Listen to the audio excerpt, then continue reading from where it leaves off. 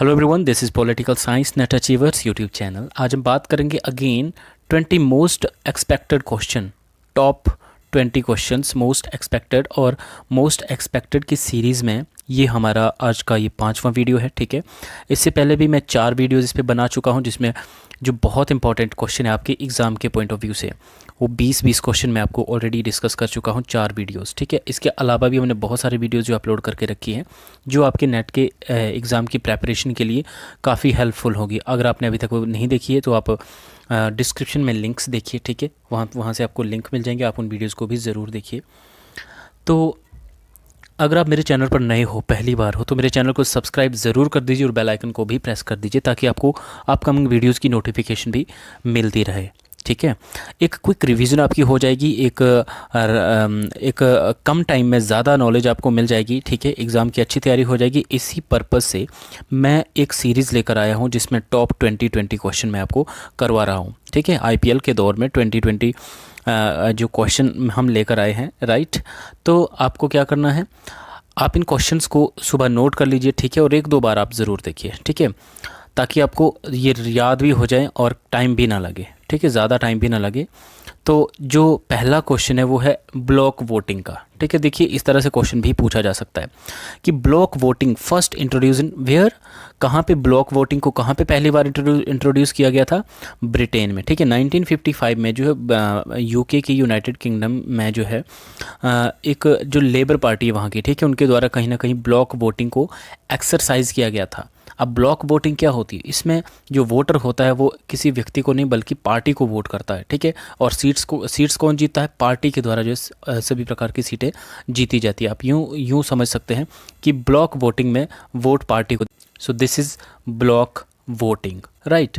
Next question देखते हैं, what can be counted in public opinion. Public opinion की बात की जाती है। ठीक है, कई बार हम कहते हैं ना कि जो पब्लिक ओपिनियन, तो पब्लिक ओपिनियन आप क्या समझते हैं कि किन चीज़ों को जो पब्लिक ओपिनियन के अंतर्गत रखा जा सकता है? ठीक है, तो देखिए, opinion of majority of citizen. ठीक है, मेजॉरिटी मतलब सिटीजन, नागरिकों का एक जो बहुसंख्या है, ठीक है, उनका जो ओपिनियन होता है उसको जो है पब्लिक ओपिनियन माना जाता है। ठीक है, unanimous opinion of all citizen. ठीक है, यूनानी मीन्स एक रूपता। ठीक है, सभी सिटीजन, सभी नागरिकों के विचारों की जो एक रूपता होती है, ठीक है, उनका जो ओपिनियन होता है, किसी चीज़ पे दृष्टिकोण होता है, अगर उसमें एक रूपता है, समरूपता है, तो उसको भी जो है पब्लिक ओपिनियन माना जाता है। तीसरा है sum total of incoherent opinion held by different groups. ठीक है, डिफरेंट ग्रुप्स के द्वारा जो ओपिनियन रखा जाता है, ठीक है, उसका एक सम टोटल, ठीक है, उसको भी कहीं ना कहीं पब्लिक ओपिनियन माना जाता है। अब हो सकता है इस तरह से आपको ऑप्शन में ये भी आए कि opinion held by effective majority based on reason and aiming at common good. ठीक है, अगर इस तरह का ऑप्शन आए तो देखिए इसको जो है पब्लिक ओपिनियन नहीं माना जाता। ठीक है, कि opinion held by effective majority based on reason and aiming at common good cannot be counted as public opinion. तो इस चीज़ को जो है आप पब्लिक ओपिनियन नहीं मान सकते हैं। ठीक है, लेकिन उपरोक्त जो 3 ऑप्शन है, इनको जो है पब्लिक ओपिनियन में काउंट किया जा सकता है। तो इस तरह से भी क्वेश्चन आपको पूछा जा सकता है। ठीक है, नेक्स्ट क्वेश्चन है, who formulated the realistic theory of democracy as the critic of classical democracy. ठीक है, क्लासिकल डेमोक्रेसी को जो है क्रिटिसाइज किया गया है रियलिस्ट थियरी बना के। ठीक है, तो किसने किया? ये शुम्पीटर ने की, राइट। शुम्पीटर ने जो है क्लासिकल डेमोक्रेसी की आलोचना की है और रियलिस्ट थियरी दी है डेमोक्रेसी की। ठीक है, रियलिस्ट, देखिए रियलिज्म आपको पता ही होगा कि रियलिस्ट क्या होता है, ये वास्तविकता, जिसमें यथार्थवाद जिसको हम कहते हैं। ठीक है, इसमें क्या होता है कि रियलिटी में चीज़ें देखी जाती है। ठीक है, इसमें ये देखा जाता है कि क्या है, ना कि क्या होना चाहिए। ठीक है, अब जो क्लासिकल डेमोक्रेसी थी इसको जो है क्रिटिसाइज़ किया गया है शुम्पीटर के द्वारा, और इसके अगेंस्ट इन्होंने जो है कौन सी थियरी को फॉर्मुलेट किया है डेमोक्रेसी की? Realist theory of democracy. ठीक है, तो इस तरह से भी क्वेश्चन आ सकते हैं। ठीक है, तो आपने ये याद रखना है कि रियलिस्ट थियरी किसने दी है? ये शुम्पीटर ने दी है। और क्यों दी? इन्होंने जो है क्लासिकल डेमोक्रेसी की जो थ्योरी थी उसको क्रिटिसाइज़ किया, उसके अगेंस्ट जो इन्होंने रियलिस्ट थियरी दी थी। ठीक है, नेक्स्ट क्वेश्चन हम देखते हैं। नेक्स्ट क्वेश्चन मिलान के लिए रखा है हमने। देखिए इसमें चार थिंकर्स हैं, ठीक है, और इनसे रिलेटेड क्या चीज़ें हैं, ठीक है। सबसे पहले डेविड निकोलस की बात करते हैं। तो डेविड निकोलस रिलेटेड है पॉजिटिव लिबर्टी से, ठीक है। पॉजिटिव लिबर्टी मीन्स आपका जो एक सकारात्मक स्वतंत्रता की बात जब हमने की थी, ठीक है। सकारात्मक स्वतंत्रता क्या होती है कि आपके पास जो स्वतंत्रताएं हैं उसमें स्टेट का एक पॉजिटिव एक इंटरफेरेंस है। पॉजिटिव क्यों है?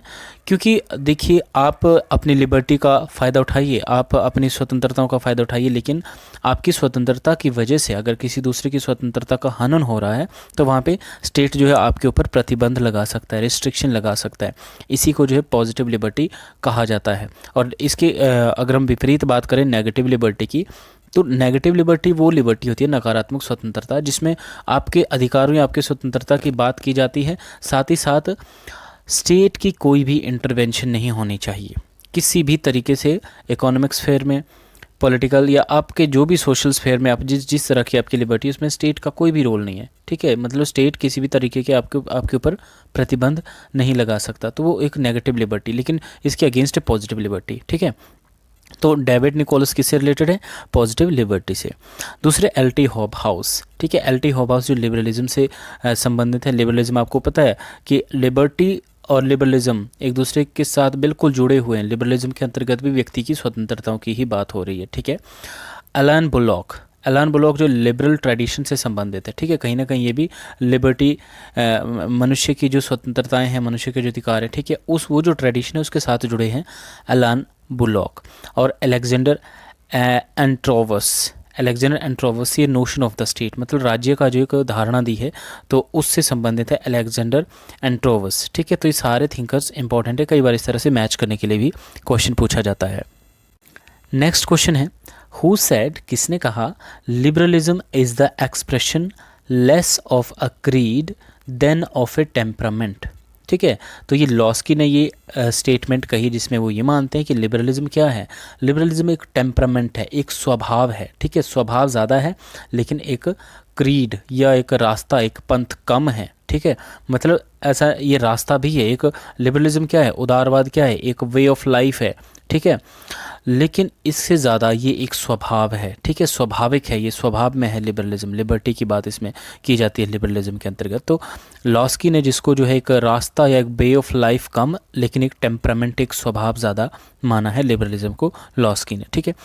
नेक्स्ट क्वेश्चन है, वेयर फेविनिज्म अपीयर्ड, कि फेविनिज्म की जो विचारधारा थी, ठीक है, फेवियनवाद जिसको हम कहते हैं, ये कहाँ पे अपीयर हुई, कहाँ पे इमर्जेंस होता है इस विचारधारा का? तो ये इंग्लैंड में हुआ था, ठीक है। और फेबियन जो सोशलिस्ट होते हैं, they were in favour of using the profit for social welfare, ठीक है। मतलब जो फेबियन सोशलिस्ट हैं, फेबियनवाद क्या है? एक सोशलिज्म का एक टाइप है, ठीक है। सोशलिज्म के अंतर्गत आपको पता है कि कहीं ना कहीं समाजवाद की स्थापना की बात की जाती है अगेंस्ट पूंजीवाद, ठीक है। पूंजीवाद को खाड़ फेंक के, ठीक है, उसके अगेंस्ट जो है समाजवाद की स्थापना की बात की जाती है सोशलिज्म में, ठीक है। अब हमें ये पता है कि जो फेबियनिज्म है ये भी सोशलिज्म का एक पार्ट है। तो फेबियनिज्म भी सोशलिज्म को ही स्थापित करना चाहता है, लेकिन किस तरीके से? देखिए, एक तो प्रॉफिट ऑफ सोशल वेलफेयर, ठीक है, using the profit for social welfare, सामाजिक कल्याण के लिए जो है कहीं ना कहीं ये काम करने की बात की जाती है फेबियनवाद में, ठीक है। इसके साथ साथ फेबियनिज्म के अंतर्गत ये माना जाता है कि अगर समाज में विषमता को दूर करना है, जो कि इनइक्वालिटी है, ठीक है, असमान, अगर उनको दूर करना है तो उनको दूर करने के लिए भूमि, आपकी जो लैंड हो गई, कैपिटल हो गई, पूंजी, उस पर जो राज्य का एक सामूहिक नियंत्रण होना चाहिए। क्योंकि सोशलिज्म में हमने क्या देखा? सोशलिज्म में जो है सोशल ओनरशिप की बात की जाती है आपके मीन्स ऑफ प्रोडक्शन पे, ठीक है, सामाजिक स्वामित्व की बात की जाती है। जबकि इसके अगेंस्ट जो कैपिटलिज्म था उसमें क्या था कि प्राइवेट ओनरशिप थी। जो आपके मीन्स ऑफ प्रोडक्शन है उस पे जो है निजी स्वामित्व था, ठीक है। तो उससे क्या होता था कि प्राइवेट हैंड्स में जो है आपके मीन्स ऑफ प्रोडक्शन रहेंगे, और जिसके पास जितने साधन हैं, जितने सोर्सेज हैं, वो उतनी डेवलपमेंट करेगा, जिसके पास साधन नहीं है वो बेचारा पीछे रह जाएगा, ठीक है। तो फेबियन सोशलिस्ट भी यही मानते हैं कि अगर आपको जो है समाजवाद की स्थापना करनी है, समाजवाद लाना है और विषमताओं और समानताओं को दूर करना है, कौन सी विषमताएं? आर्थिक, ठीक है, आर्थिक विषमताएं, अगर आपको उन्हें दूर करना है, उनको ठीक करना है, तो आपको क्या करना पड़ेगा, आपको जो है मीन्स ऑफ प्रोडक्शन को जो है सोशल समाज या स्टेट के दायरे में लाना पड़ेगा। ठीक है, स्टेट की ओनरशिप होनी चाहिए मीन्स ऑफ प्रोडक्शन पे। ठीक है, इसके साथ साथ ये जो है एक पीसफुल, ठीक है, एक शांतिपूर्ण तरीके से समाजवाद को स्थापित करने की बात करते हैं, लोकतांत्रिक तरीके से समाजवाद की स्थापना करने की बात करते हैं फेबियन सोशलिस्ट। ठीक है, इसके ऊपर भी हमने डिटेल में वीडियो बनाया है, आप प्रीवियस वीडियोस ज़रूर चेक कीजिए। ठीक है, नाउ नेक्स्ट क्वेश्चन था कि 20th सेंचुरी का जो टोटलिटेरियनिज्म है, it represents an onion like structure. ठीक है, देखिए प्याज होता ना, जिस तरह से प्याज का स्ट्रक्चर होता है, बिल्कुल उसी तरह का जो 20th सेंचुरी का जो टोटलिटेरियनिज्म है, सर्वसत्ताधिकारवाद, ठीक है, वो किस तरह का है, ये प्याज की तरह इसका स्ट्रक्चर हो चुका है। तो ये कोटेशन है जो किसने कही थी, रेमंड एरोन ने। ठीक है, रेमंड एरोन ने ये कोटेशन कही है that 20th century totalitarianism represents an onion like structure. तो रेमंड एरोन, ये सारे इंपॉर्टेंट क्वेश्चन है। नेक्स्ट क्वेश्चन भी हमने मैच करने के लिए रखा है। देखिए इसमें political parties, popular government, one party system and multi party system. ठीक है, ये चार चीज़ें मैंने यहाँ पे मेंशन की हुई है जिसमें पॉलिटिकल पार्टी से संबंधित है डुवर्जर। हो सकता है आपको इस तरह से क्वेश्चन आ जाए कि मान लीजिए पॉलिटिकल थिंकर्स हैं, ठीक है, उसके बाद आगे उनसे रिलेटेड चीज़ें हैं कि कौन सा थिंकर जो किस ट्रेंड से रिलेटेड है। ठीक है, तो यहाँ पे मैंने पहले ये सारी चीज़ें दी, उसके बाद थिंकर्स की पॉलिटिकल पार्टीज से संबंधित कौन है, डुवर्जर। आप इसको बेशक इधर ले आइए, ठीक है, कि डुवर्जर किससे संबंधित है, पॉलिटिकल पार्टीज़ पे इन्होंने काम किया है। ठीक है, और पॉपुलर गवर्नमेंट, ये हेनरी मैन, ठीक है, सर हेनरी मैन जो है पॉपुलर गवर्नमेंट। और आपको मैं बताता हूँ, एक पॉपुलर सोवरेनिटी एक टर्म है, तो आपने मुझे कमेंट करके बताना है कि पॉपुलर सोवरेनिटी से संबंधित कौन है, या पॉपुलर सोवरेनिटी का जो मेन एक्सपोनेंट है वो कौन है। ठीक है, पॉपुलर सोवरेनिटी, लेकिन यहाँ पे पॉपुलर गवर्नमेंट की बात की जा रही है। ठीक है, तो पॉपुलर गवर्नमेंट से जुड़े हैं सर हेनरी मैन और पॉलिटिकल पार्टी से डुवर्जर। तो नेक्स्ट है वन पार्टी सिस्टम कहाँ पे है, इजिप्ट में, या इस तरह से मान लीजिए आ सकता है कि इजिप्ट में कौन सा पार्टी सिस्टम है, तो वो है वन पार्टी सिस्टम, मींस वहाँ पे एक ही पार्टी सत्ता में रहती है। ठीक है, पार्टी सिस्टम भी तीन प्रकार के होते हैं, एक होता है वन पार्टी सिस्टम, ठीक है, एक होता है टू पार्टी सिस्टम, और एक होता है मल्टी पार्टी सिस्टम। ठीक है, वन पार्टी सिस्टम जिसमें एक पार्टी रहती है, टू पार्टी सिस्टम जिसमें दो मेजर पार्टीज होती है, एंड मल्टी पार्टी सिस्टम जिसमें बहुत सारी पॉलिटिकल पार्टीज होती है। ठीक है, जो पावर के लिए कम्पिटिट करती है। तो वन पार्टी सिस्टम कहाँ है, इजिप्ट में, और मल्टी पार्टी सिस्टम कहाँ है, स्वीडन में। अब आप मुझे कमेंट करके किन्हीं दो ऐसे देशों के नाम बताइए जहाँ पे टू पार्टी सिस्टम है। ठीक है, मतलब जहाँ पे दो पॉलिटिकल पार्टीज है, कमेंट करके मुझे बताइएगा। नेक्स्ट क्वेश्चन है, what is the meaning of stasiology. देखिए क्वेश्चन मैंने खुद भी नेट के एग्ज़ाम में कई बार फेस किया। ठीक है, तो स्टेशियोलॉजी एक टर्म है और इसका मतलब क्या होता है, स्टडी ऑफ पॉलिटिकल पार्टीज़। ठीक है, मींस अगर आप राजनीतिक दलों के ऊपर स्टडी कर रहे हो, ठीक है, राजनीतिक दलों के ऊपर अध्ययन कर रहे हो, तो उस अध्ययन को क्या बोला जाएगा, स्टेशियोलॉजी। ठीक है, stasiology. Question number 11, in a parliamentary government, जहाँ पे संसदीय शासन प्रणाली होती है या संसदीय सरकार होती है, वहाँ पे क्या होता है, मिनिस्टर परफॉर्म डबल फंक्शन। एक जो मिनिस्टर होता है वो दो तरह के कार्य करता है, या डबल फंक्शन जो है परफॉर्म करता है। One as a member of legislature and second as a minister. मतलब एक जो मंत्री होता है वो डबल फंक्शन करता है। वो क्या होते हैं कि पहला तो वो as a member of legislature, उस पर्टिकुलर विधान पालिका का मेंबर होने के नाते वो एक तो काम करता है, और दूसरा वो एज ए मिनिस्टर होने के नाते जो काम करता है। तो इस तरह से दो तरह की रिस्पॉन्सिबिलिटीज़ जो है एक पर्टिकुलर मिनिस्टर या मंत्री के ऊपर होती है। किस वाली शासन व्यवस्था में, पार्लियामेंट्री फॉर्म ऑफ गवर्नमेंट में। ठीक है, तो नेक्स्ट क्वेश्चन है कि parliamentary form of government first evolve in, बहुत आसान सा बहुत इजी सा क्वेश्चन है ये फिर भी, कि ये जो संसदीय शासन प्रणाली है, ठीक है, ये कहाँ पे पहली बार जो है इवोल्व हुई थी, तो ये यूके में हुई थी। ठीक है, यूके मीन्स उत्तराखंड नहीं, यूनाइटेड किंगडम। ठीक है, नेक्स्ट क्वेश्चन है, who described bureaucracy as a continental nuisance. ये एक टर्म यूज़ की हुई है, ब्यूरोक्रेसी को जो है कॉन्टिनेंटल न्यूसेंस कहा है। ठीक है, एक महाद्वीपीय शोर, न्यूसेंस का मतलब क्या होता है, शोर। ठीक है, तो ये किसने कहा है ब्यूरोक्रेसी को, थॉमस कार्लाइल। ऐसे ऐसे क्वेश्चन पूछे जाते हैं, इस तरह के एक्सेप्शनल क्वेश्चन जो आपने सोचे भी नहीं होंगे, इमेजिन भी नहीं किए होंगे। ठीक है, इस तरह के क्वेश्चन आए होते हैं। ठीक है, तो थॉमस कार्लाइल ने ब्यूरोक्रेसी को कैसे डिफाइन किया है, एज अ कॉन्टिनेंटल न्यूसेंस, इस तरीके से इन्होंने इसको डिस्क्राइब किया। Next question, who criticised the list theory of development, तो ये हेल्ब्रेंड है, ठीक है। नेक्स्ट क्वेश्चन है, बहुत सीधा और डायरेक्ट सा क्वेश्चन है। देखिए साइलेंट वैली जो मूवमेंट हुआ था ये कहाँ पे लॉन्च किया गया था, ये केरला में हुआ था, silent valley movement.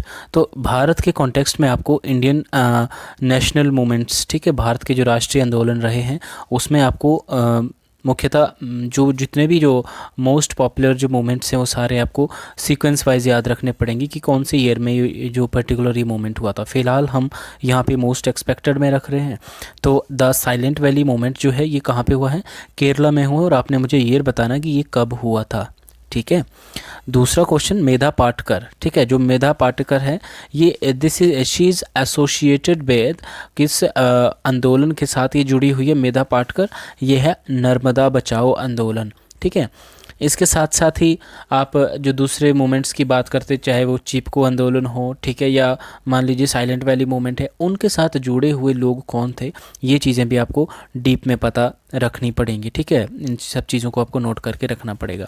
Now who wrote the book the history of league of nation, league of nation क्या थी आपको पता है कि इंटरनेशनल इंस्टीट्यूशंस जो आज के टाइम में आज जिस तरह से यूएनओ है, ठीक है, यूनाइटेड नेशन ऑर्गेनाइजेशन है, तो यूनाइटेड नेशन ऑर्गेनाइजेशन से पहले लीग ऑफ नेशन हुआ करता था जो 1919 में फॉर्म किया गया था, ठीक है, ताकि इंटरनेशनल पीस को, अंतर्राष्ट्रीय शांति को जो प्रमोट किया जाए और विवादों का जो है एक शांतिपूर्ण तरीके से निपटारा किया जाए विभिन्न देशों के बीच में, ठीक है। तो देखिए जो ये बुक लिखी गई है, एक history of league of nation, league of nation का इतिहास, ये बुक किसके द्वारा लिखी गई है, ये AP वॉल्टर के द्वारा ये बुक लिखी गई है, और किस ईयर लिखी गई है आपने मुझे कमेंट करके बताना है। नेक्स्ट बुक है the rise of international organisation, अंतर्राष्ट्रीय जो संगठन हैं उनका उदय, ठीक है, राइज ऑफ इंटरनेशनल ऑर्गेनाइजेशन, तो ये बुक डेविड आर्मस्ट्रॉन्ग की बुक है, ठीक है, rise of international organisation David Armstrong की बुक है, और किस साल ये बुक लिखी गई है ये आपने मुझे कमेंट करके बताना है। नेक्स्ट एक बहुत इंपॉर्टेंट और बहुत आसान सी बुक है, आसान में क्यों बोल रहा हूँ इसको, क्योंकि जब भी आप हंस जे मॉर्गेंथू का जिक्र करेंगे इंटरनेशनल पॉलिटिक्स में हंस जे मॉर्गेंथू का जिक्र करेंगे तो साथ ही साथ उनकी एक book politics among nation struggle for power, इस बुक का भी आप जिक्र कहीं ना कहीं आपको देखने को मिलेगा। क्यों? क्योंकि रियलिज्म के जो 6 प्रिंसिपल्स हैं वो हंस जे मॉर्गेंथू ने जो है कहीं ना कहीं इसी बुक के माध्यम से आगे रखे हैं, ठीक है। तो आपने क्या करना है, मुझे कमेंट बॉक्स में बताना है कि पॉलिटिक्स अमंग नेशन जो बुक है ये कब लिखी गई है, और लिखी किसके द्वारा गई है, हंस जे मॉर्गेंथू के द्वारा, ठीक है। मैच करने के लिए आपको बुक्स आ सकती हैं। नेक्स्ट है इंटरनेशनल रिलेशन। अब क्योंकि देखिए अंतर्राष्ट्रीय राजनीति खुद एक सब्जेक्ट है, ठीक है, उसको इंटरनेशनल रिलेशन भी कहते हैं, अंतर्राष्ट्रीय संबंध भी कहते हैं। तो आपने ये याद रखना है कि इंटरनेशनल रिलेशन एक सब्जेक्ट के तौर पर भी है और एक बुक भी लिखी गई है इंटरनेशनल रिलेशन, और ये किसकी है, पामर एंड परकिंस की बुक है, ठीक है, पामर एंड परकिंस की बुक है इंटरनेशनल रिलेशन। कब लिखी गई आपने मुझे कमेंट करके बताना है। तो दोस्तों ये थे मुख्य जो 20 क्वेश्चन आज के, ठीक है, बहुत इंपॉर्टेंट, और मुझे लगा कि ये सारे क्वेश्चन इंपॉर्टेंट है जो आपके साथ साझा करने चाहिए। तो इस तरह से मैं 2020 जो सीरीज़ हमने चलाई हुई है उसमें ये आज का हमारा ये 5वां वीडियो था। तो आज आप यूँ समझ लीजिए कि 100 क्वेश्चन जो है हमने तैयार कर लिए, और 100 क्वेश्चन में मैं 100% श्योरिटी देता हूँ कि इनमें से कम 20 क्वेश्चन तो आपको एग्ज़ाम में आ ही जाएंगे किसी ना किसी तरीके से, कहीं ना कहीं ये क्वेश्चन सारे टच होंगे। तो आपको तो सारे ही करने पड़ेंगे। फ़िलहाल बात यही ख़त्म नहीं होती है, अभी हमने और भी बहुत सारे वीडियोस बनाने हैं, ठीक है, बहुत सारे वीडियोस हम बनाएंगे, अभी और सारे क्वेश्चंस लेकर आएंगे। अभी तो सिर्फ 100 क्वेश्चन आज हमारे पूरे हुए हैं, लेकिन हम पूरी कोशिश करेंगे कि लगभग एग्ज़ाम आते आते तक हम 5000 क्वेश्चन पूरे कर सकें, ठीक है। तो आई होप अगर आप इन क्वेश्चंस को भी आप पढ़ते हो, ठीक है, आप डायरेक्ट याद कर सकते हो तो डायरेक्ट याद कीजिए, ठीक है, नोट्स बना सकते हो आप, इनके नोट्स बनाइए। अगर आपने ऑलरेडी ये चीज़ें पढ़ी हुई हैं तो आपकी एक रिवीजन भी हो रही है, ठीक है, और आपको ये एनालाइज भी हो जाएगा, आपको ये आइडिया भी लग जाएगा कि इनमें कौन सी चीज़ें आपको आती हैं, कौन सी नहीं आती हैं। और मैं आपको सारी चीज़ें उसी तरीके से करवा रहा हूँ जिस तरीके से एग्ज़ामिनेशन में पूछा जा सकता है, ठीक है।